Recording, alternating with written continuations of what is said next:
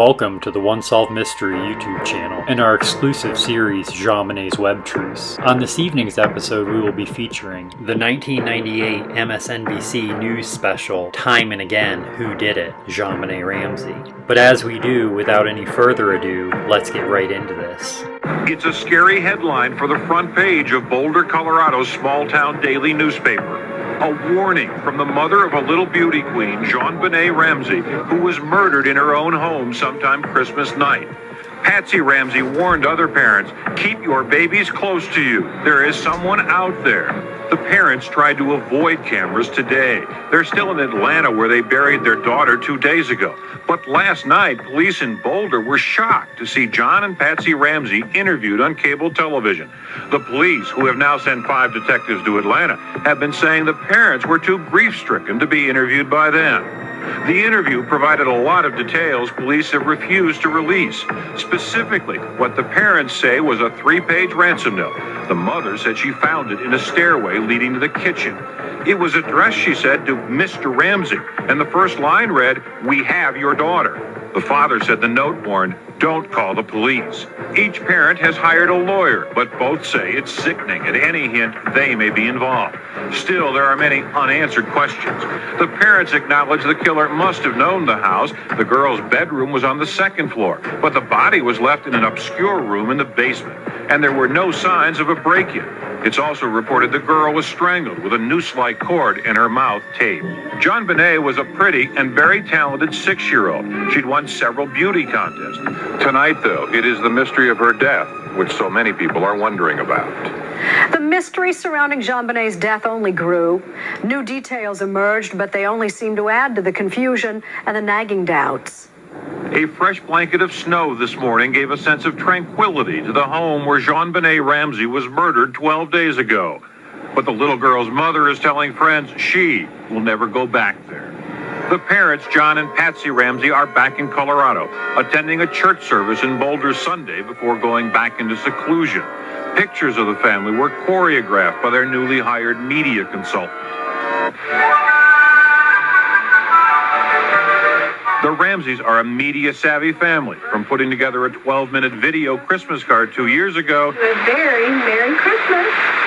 to their little girl's numerous appearances in beauty pageants. JonBenet Ramsey. The family even bought space in Babette magazine, a publication for little children who compete on the pageant circuit. The police investigation into the strangulation of the 6-year-old has now widened to 3 states. In addition to searching the family home in Colorado, police have questioned as many as 30 relatives and friends in Georgia where they once lived.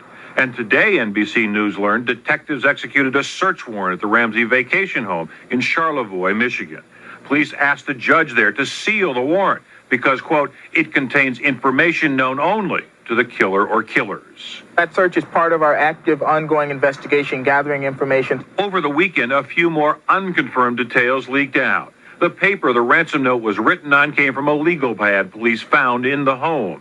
The electronic alarm system at the Ramseys was not turned on the night of the murder, and at least a dozen keys to the house were in the possession of people outside the family.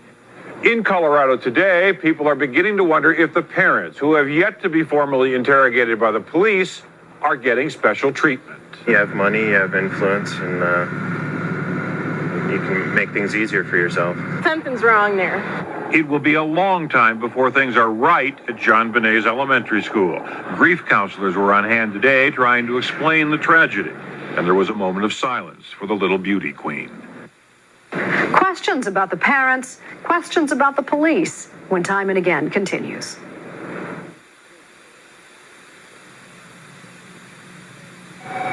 Now to the Colorado murder story, which has gained interest across the country. The 6-year-old beauty pageant contestant, JonBenet Ramsey, and the turn the investigation has taken today. Here's NBC's Roger O'Neill. The Christmas candy canes which lined the walkway to the little girl's home in Boulder have come down.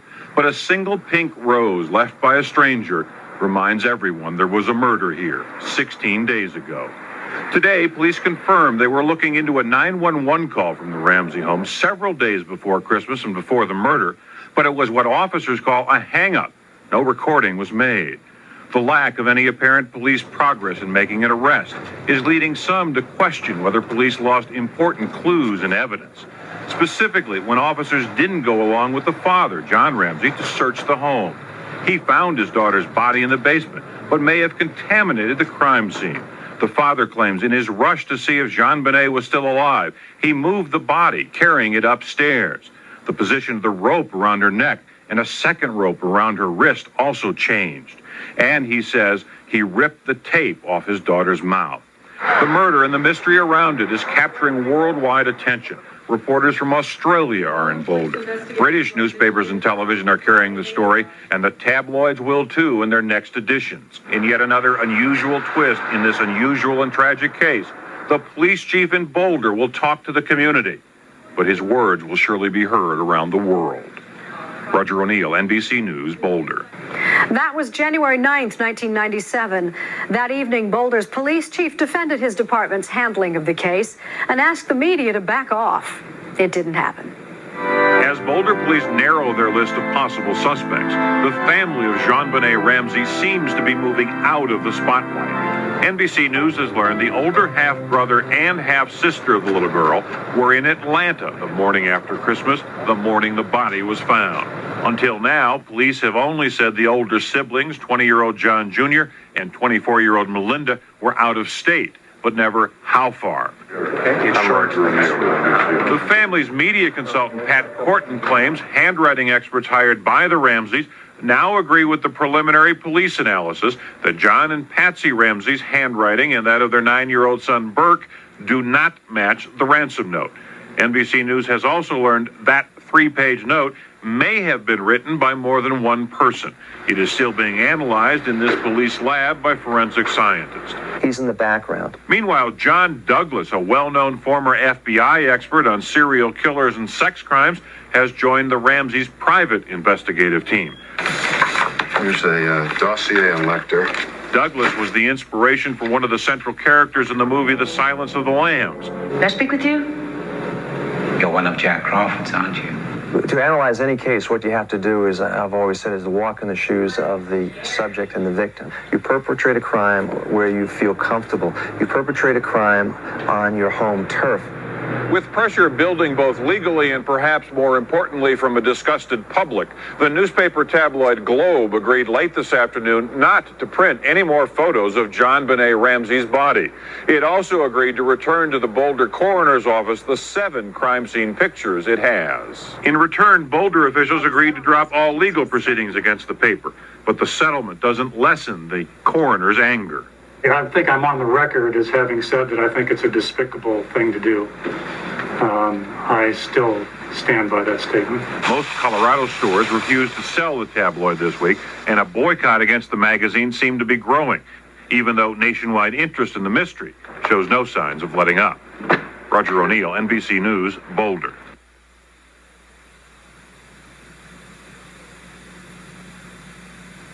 Soon after the murder of JonBenet Ramsey, her parents had hired lawyers, a media consultant, and a former FBI agent with a national reputation as a criminal profiler. NBC's Chris Hansen talked to him for Dateline in January 1997, just over a month after JonBenet's death. I've sat down across a table from some of the country's greatest liars in the world, really, and I can sense it. And things just did not fit. The crime scene data just doesn't fit. John Douglas, the pioneer of criminal personality profiling, is offering the first insider's view into the JonBenet Ramsey murder investigation. Douglas was called into the case not by police, but by lawyers retained by the little girl's parents. Why did they hire you? They hired me to basically do an independent analysis in the hopes of determining who was responsible for the death of the daughter. And I said, I will give you an independent analysis, but you may not like what I have to say. And that's because when he arrived here in Boulder, he immediately suspected the Ramseys. Although Douglas was limited by authorities on what evidence he could see, he was allowed in the house. He was briefed on the autopsy report, and he saw a photocopy of the so-called ransom note. And most importantly, he was given access to the Ramseys. And experience told him look very closely at the parents. Douglas's 25 years of groundbreaking criminal profiling research with the FBI led to important breaks in dozens of major cases. He studied and interviewed scores of serial killers. He accurately profiled the Unabomber suspect years ago, and he was the inspiration for the character of Agent Jack Crawford in the film The Silence of the Lambs. Although the Boulder Police Department is releasing no information about the investigation, Douglas says it was clear to him that the Ramseys were the chief suspects when he arrived. So for Douglas, it was critically important to interview the parents. How much time did you spend talking to Mr. and Mrs. Ramsey? About 4 or 5 hours. For Douglas, that interview 2 weeks after JonBenet was found murdered would prove to be crucial in forming his opinions, because he knew that whoever committed the crime had to have intimate knowledge of the Ramseys' $1 million home. What struck me as really unusual is that the bedrooms, the family's mother and father's bedrooms, were so far away on that third floor that even if you weren't a sound sleeper, to have difficulty hearing any noise on the second floor because it is so far removed. The Ramseys told Douglas that they all went to bed very early Christmas night because they were planning to fly to their other home in Michigan the next morning. Mr. Ramsey gets up, takes a shower. The mother gets up to go downstairs to make some coffee, goes down the spiral staircase. On the last step, there's 3 pages of the letter, starts reading it, doesn't know what it is, and then she starts screaming, and Mr. Ramsey comes down, and the instructions are don't contact the FBI, don't contact the police. But the police are called. They search the house, but don't check a small basement room. Hours later, a distraught John Ramsey goes to the basement and discovers his daughter's body. And everyone hears him screaming, and upstairs, my God, my baby, and grabs the child, removes the duct tape, and then carries the child upstairs where they're trying to resuscitate the child. The crime scene and JonBenet's body were now contaminated by the family's desperate efforts to help the little girl. But Douglas says the parent's story contains important clues. Generally, if a parent kills a child, they don't want to be the one to find the child. If they do a search, say in a residence, they'll get someone else to say, okay, Frank, you check this room, I'll be over here checking the other room. The other thing you look at is how the child is left. When parents kill, they usually place their child in a very, very peaceful type of look to it. They stage the crime scene. Douglas says JonBenet was brutalized, that she had duct tape on her mouth. She suffered severe head wounds, and she was strangled and sexually assaulted. Douglas says the interview with the parents, which lasted more than 4 hours, was what ultimately turned him around. When I'm looking at this man, Mr. Ramsey, if you did it, you are one hell of a liar. You are one hell of a liar if you did it. And you're putting on a great production here. But I just don't believe in my heart he did this, and not just in my heart from the analysis of the scene. But you're being paid by the Ramsey family. Right. You can pay me for my time, but you're not going to pay for my opinion or pay for my jeopardize my reputation. Are you convinced, based upon your experience, that the parents were not involved in the murder of JonBenet Ramsey?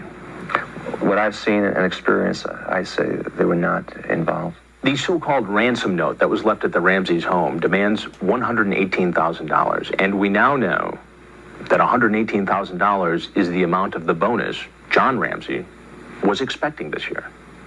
What does that say to you? Well, who has this knowledge? The wife didn't have the knowledge. She doesn't know anything about that. This is money that's electronically placed in his 401k at the end of the year. So to me, it's kind of like the manifesto in the Unabomber. It begins to tell me more about the person who's responsible. This person has a very unique, intimate knowledge about his financial workings. Therefore, the person would have to be somehow related to his employment. But Douglas remains focused on a piece of evidence that continues to haunt him. The 3-page note apparently left by the killer. Again, I am very prejudiced because of the amount of money, the $118,000. Is that just a fluke? Is that just luck that they picked that money, that amount of money? I don't think so. John Douglas came to believe the Ramseys were not responsible for JonBenet's death, but neither he nor anyone else has ever identified any other credible suspect. When we continue, the investigation continues, and the Ramseys speak out.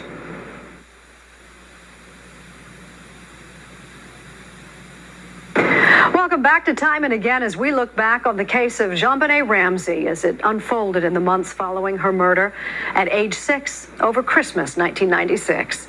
The intense media scrutiny surrounding the case seemed at first to ensure that all the facts would come out, but neither the Boulder police nor the Ramseys seemed to have much to say to the media. Movers today packed up the house where JonBenet Ramsey was found murdered in a basement room the day after Christmas. The Ramseys have not returned since, and JonBenet's mother has said she will never go back to their Tudor mansion where this mysterious case began. After almost 7 weeks of investigation, there has been no arrest, and Boulder police will not say who their prime suspects are. Secrecy has been the rule. Boulder police went to court today to try to keep secret the report of the autopsy performed on the body of JonBenet. They were opposed by lawyers representing news organizations. Boulder police are more open on one point, though, their frustration in getting the Ramseys to sit down for a formal police interview, even though the law does not require the Ramseys to do so. Police contend that the Ramseys have refused to consent to an interview under conditions set by investigators. For example, that the Ramseys agree to separate questioning. Bill McReynolds, who played Santa Claus at the Ramsey house before Christmas, says police recently took samples from him. They took my fingerprints, they took my handwriting. But questions of sloppy police work, inadequate searches, and contaminated evidence at the time JonBenet's body was discovered still haunt this investigation. A picture of the 6-year-old beauty queen has been hanging in the Boulder Police Detective's office since this investigation began 48 days ago. A reminder of what's still at stake. In Boulder, Colorado tonight, at least 2 potential suspects in the murder of JonBenet Ramsey are off the hook.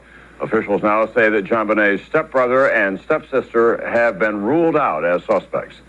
NBC's Roger O'Neill has more on the investigation. John Andrew Ramsey and his sister Melinda are the first relatives of the little beauty queen to be taken off the suspect list.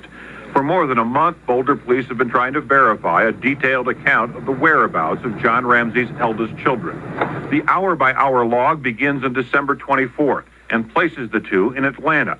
It runs through the 26th, the day JonBenet's body was found. Lucinda Johnson, John Ramsey's first wife, provided the notarized document to police. John Andrew and Melinda are being publicly cleared of involvement in this case to relieve them of stress caused by inappropriate speculation. While the parents still have not been cleared, NBC News has learned a final analysis of the father's handwriting shows no match with the ransom note found at the house the morning of the murder. Tests of the mother's handwriting have been inconclusive. Patsy Ramsey has now given a third sample to police. Previous sets were influenced by the fact that Ms. Ramsey is on medication reportedly since December 26th. Contrary to earlier reports, NBC News has learned that no semen was found on the girl's body or her clothing. The fingernail scrapings could be critical now for police if they expect to catch JonBenet's murderer. Roger O'Neill, NBC News, Denver. That was March 1997. 2 months later, the investigation had turned up little that was new. The investigation into JonBenet's murder has, from all outward appearances, been stalled for the last month. Police expect to get in 2 weeks from Cellmark, a private crime lab in Maryland, results from scrapings taken from beneath the little girl's fingernails. But Boulder Chief Tom Kobe said weeks ago those results will not make or break the case. On the day after Christmas, when the body was found, Patsy Ramsey turned over a 3-page ransom note she says she found on a back stairway of their home. NBC News has learned the first words of that note read, "Listen carefully." It also threatened to behead JonBenet if the parents called police. Sources also say the writer of the note appeared to have been a woman, and there was deception in the printing style. Certain letters were also disguised in what sources say was an attempt to confuse police. The father has been ruled out as the author of the note, but police have requested a fifth handwriting sample from the mother of JonBenet. The ransom note has not been analyzed for fingerprints yet, as that test will destroy the paper and prevent any further handwriting analysis.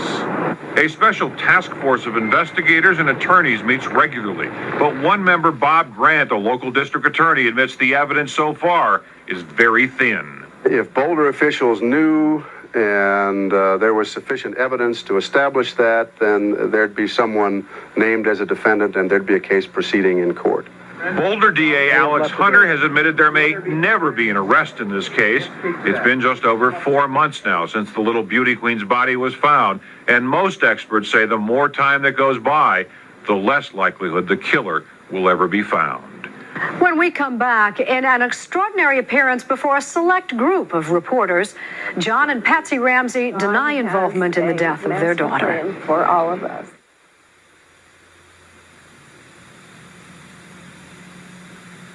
And I'm grateful that we are finally able to meet together face to face. It's been more than 4 months since the body of JonBenet Ramsey was found brutally murdered. And for almost all that time, her parents have remained publicly silent. John and Patricia Ramsey's silence has echoed loudly across the nation, heightening suspicions that somehow they were involved in their daughter's death. The Ramseys disappeared from sight as a flood of tabloid rumors washed over America, that John Ramsey was somehow involved in kiddie porn, that Patsy was suicidal, that their marriage was on the rocks. But now their silence has been broken. I'm appalled that anyone would think that John or I would be involved in such a hideous, heinous crime. Suddenly, this week, they decided to go public, partly to proclaim their innocence. To those of you who may want to ask, let me address very directly, I did not kill my daughter, JonBenet. Let me assure you that I did not kill JonBenet.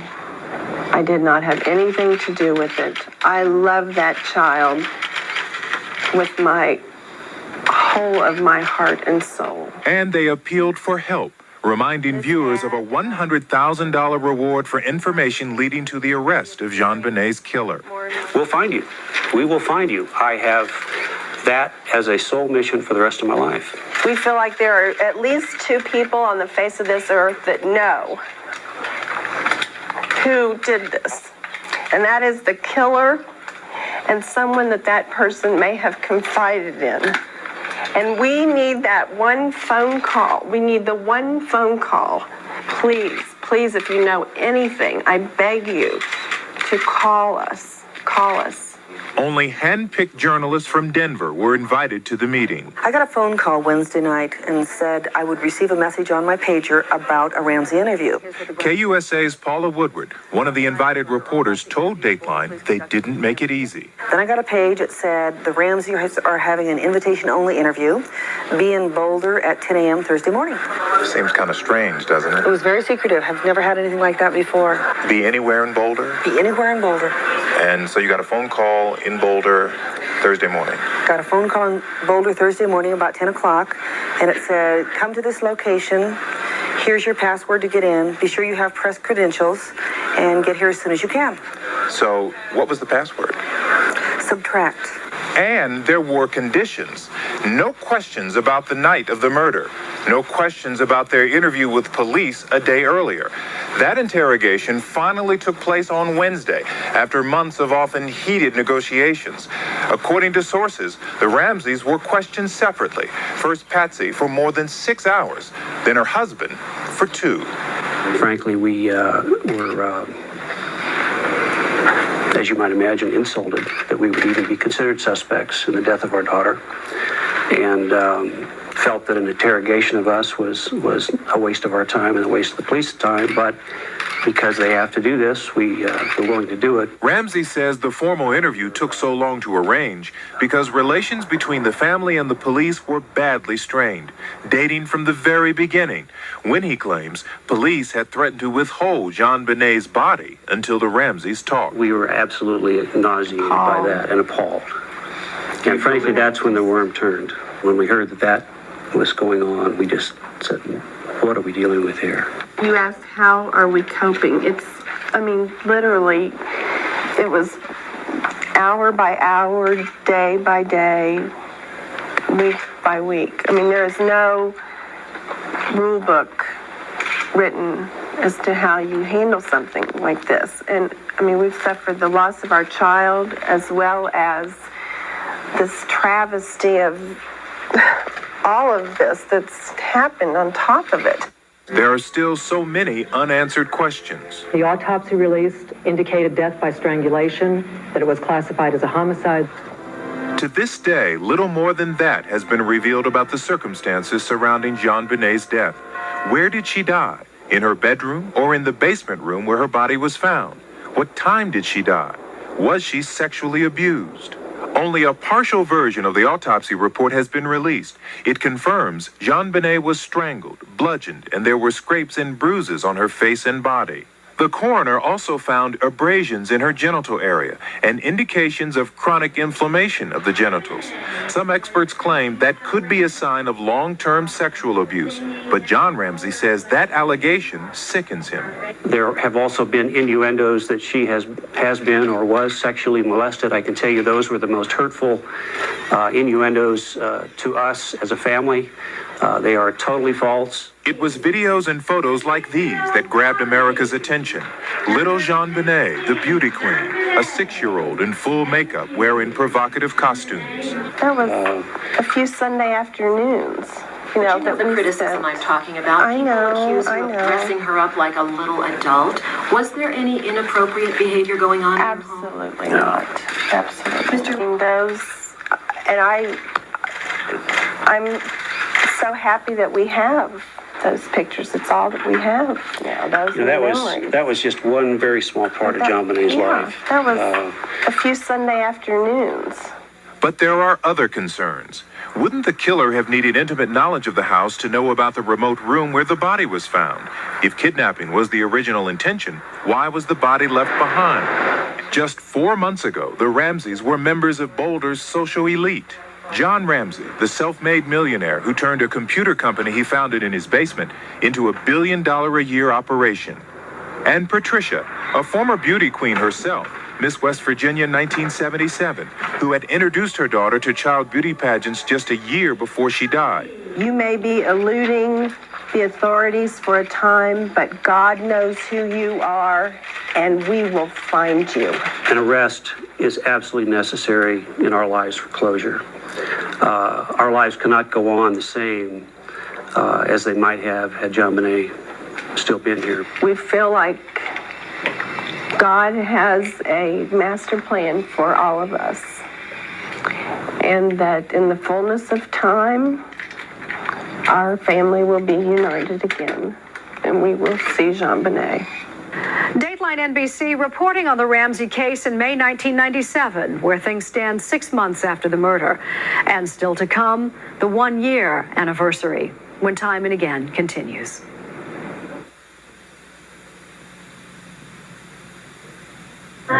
She was a lovely little princess, brutally murdered in her own home, making her case high profile and putting the Boulder police under intense pressure to solve it, and quickly. But it's been 6 months since JonBenet Ramsey's murder, and the police have made no arrests, have not even formally named a suspect.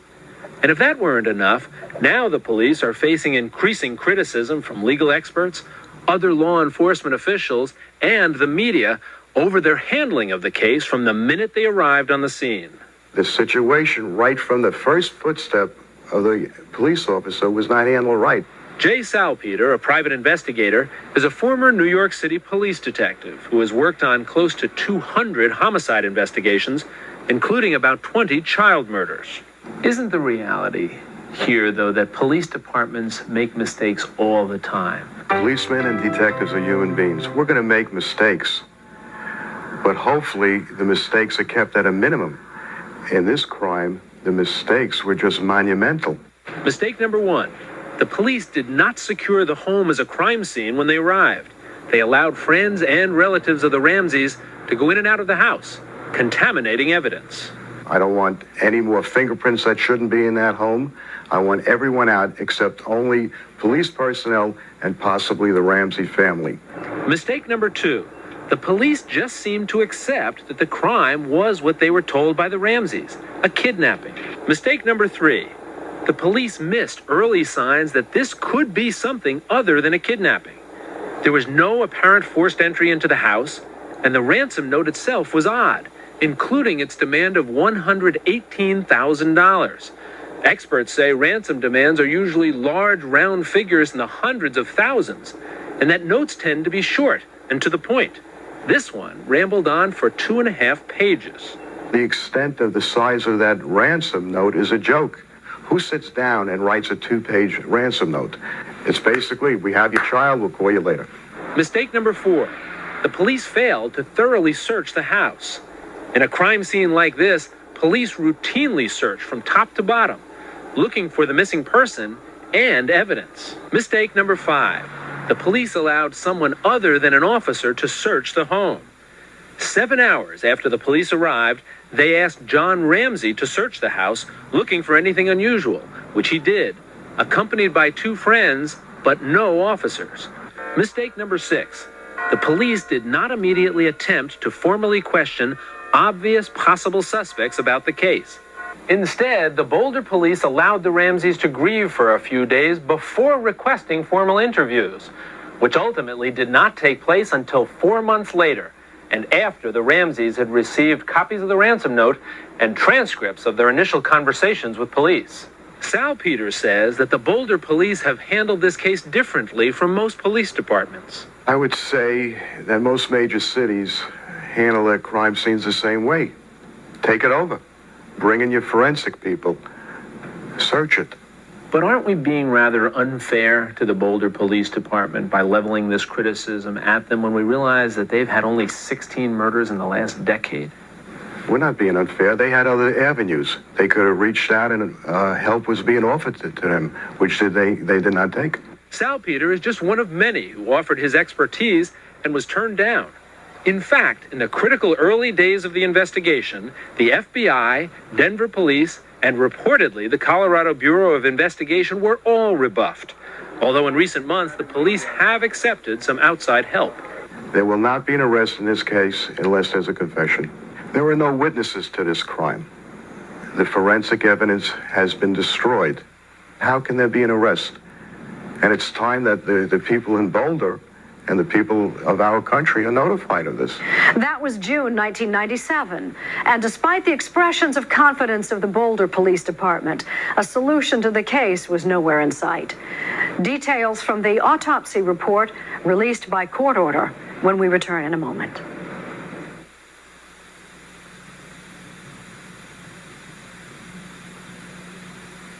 It's been more than 6 months since JonBenet Ramsey was murdered. Today, we have new details from her autopsy report, and her death was at least as brutal as everyone feared. Based on the information you've seen from the autopsy, can you walk us through what happened to this little girl? She was strangled with a ligature and was struck on the right side of the head with a heavy object with considerable force. Around the time this happened, she was sexually assaulted, so that there was penetration of the vagina. Dateline had Dr. Michael Baden, one of the nation's leading medical examiners and an expert witness at the O.J. Simpson trial, review the autopsy report. He spoke to us by satellite. Doctor, was the assault something that appeared to be ongoing, or was it a one-time thing, or can you tell? Whether or not there was prior sexual contact in the vaginal area is suggested by chronic inflammation in the vagina, but that could also be due to some prior vaginal infections of a benign nature. The 6-year-old's body was found in the basement of her home December 26th. According to the autopsy, one cord tied around her wrist and another around her neck, strangled to death. It also shows her skull was fractured on the right side, with bleeding around the brain. This is not a casual blow. It's a very strong blow to the right side of the head. 6 portions of the autopsy report remain sealed, including time of death and the position the body was found in. Information the police say could jeopardize the investigation if released. But for all it does tell, there still are many unanswered questions. Does the information released today, Doctor, shed any new light as to who killed this little girl? I do not think that at this stage these findings necessarily point one direction or another direction. Tonight, a Ramsey spokeswoman says experts the family consulted believe the autopsy contains no evidence of abuse prior to the night of the murder. That was July 1997. 5 months later, almost a year after the murder, the Ramsey case was back in the news. And NBC's Roger O'Neill was back on the story. Her home is just an empty house now. Her grave still unmarked. Just some of the unfinished business of a little girl's almost year-old murder. Today there was a remarkable shift in police attitude, from confrontational to helpful. Never been this popular before, guys.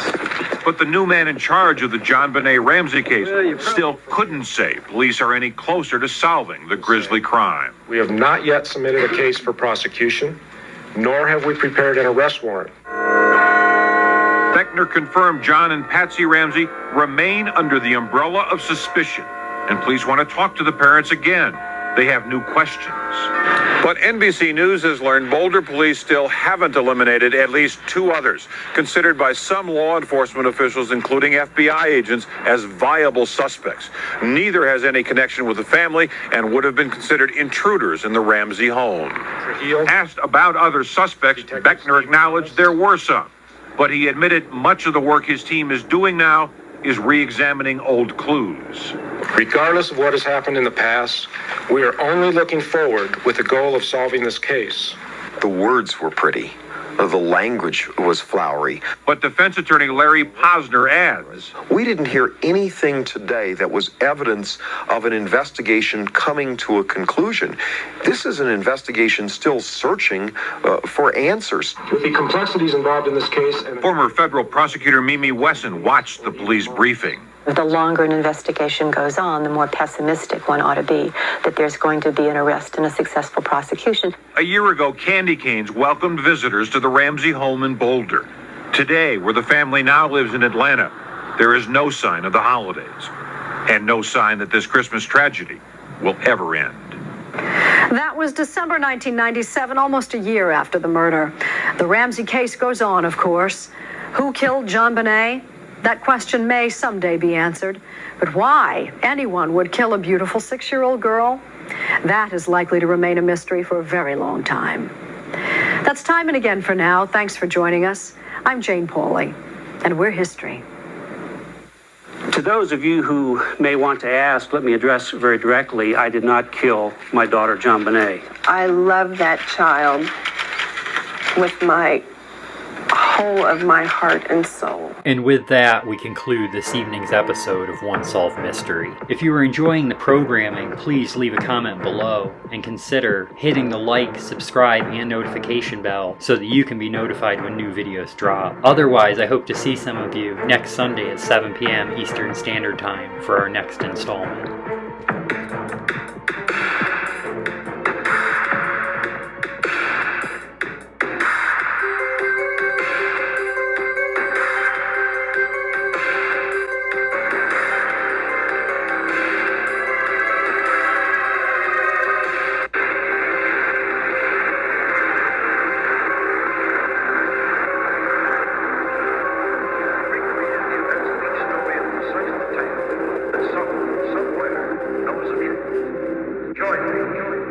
You may be able to help solve a mystery.